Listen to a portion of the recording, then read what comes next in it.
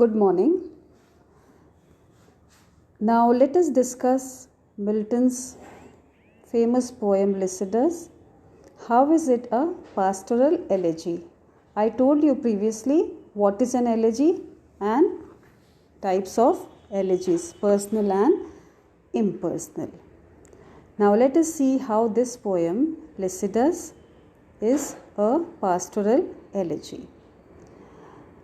Now Lycidas is a pastoral elegy. As I told you, it has been written on the death of Milton's friend and classmate Edward King, who drowned in a shipwreck in the Irish Sea, in which he has expressed his tribute to his friend using the elegiac form popularized by the Greek poet Theocritus and Virgil. The poet describes himself spending their time in solitude of nature writing poetry. Now the poet is in a thoughtful mood and he is surprised as the nymphs failing to rescue his friend from the deadly waves of the Irish Sea. This poem ends with a note of joy and hope. It is based on the Christian belief that Lycidas has resurrected on the third day with the help of Christ, who walked on the waves of the same sea.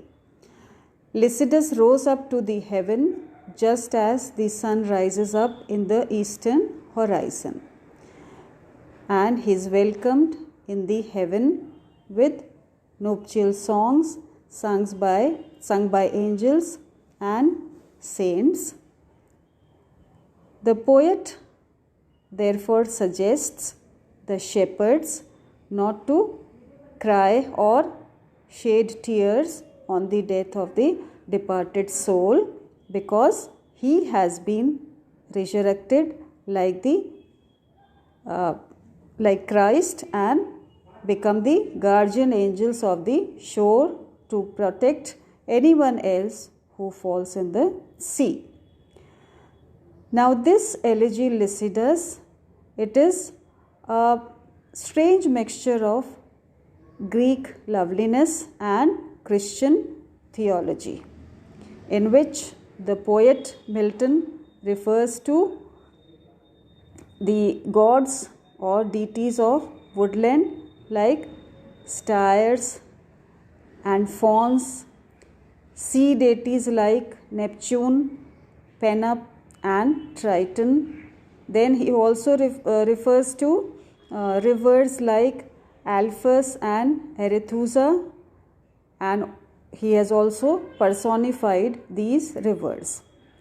Now this elegy Lycidas can be divided into 6 sections, and besides the 4 main parts, the first and last ones, they are the prologue and epilogue.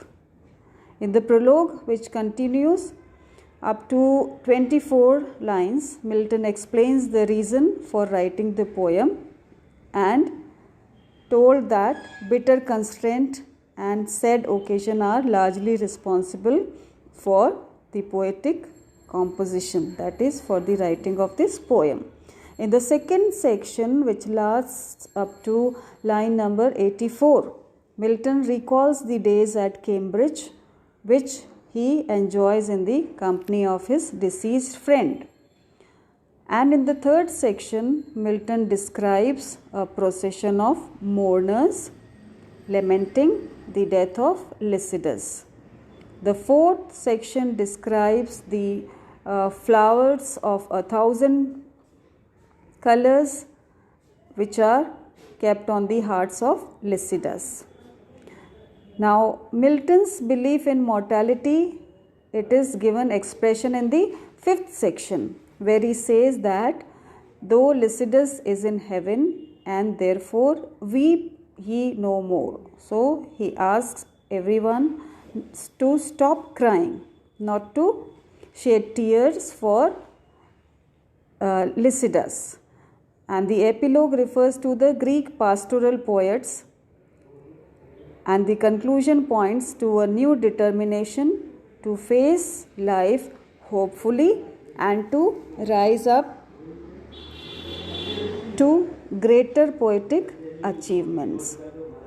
So here we see that though this poem Lycidas has its origin in the loss of a friend, the poem becomes impersonal and timeless. Milton uses plants and flowers to express his grief over the loss of his friend, and he compares the unprecedented death of his friend with roses, saying that as killing as the canker to the rose and frost to flowers. When flowers develop frost from the early cold spring night, they tend to die tragically and prematurely, means before time, in the same way as King Edward did.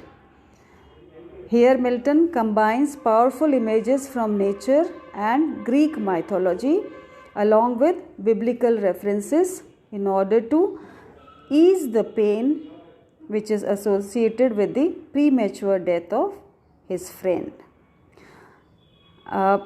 It is a traditional pastoral elegy as it depicts the idealized life of rural leisure. And here Milton's poem is also very easy and satisfying to our minds.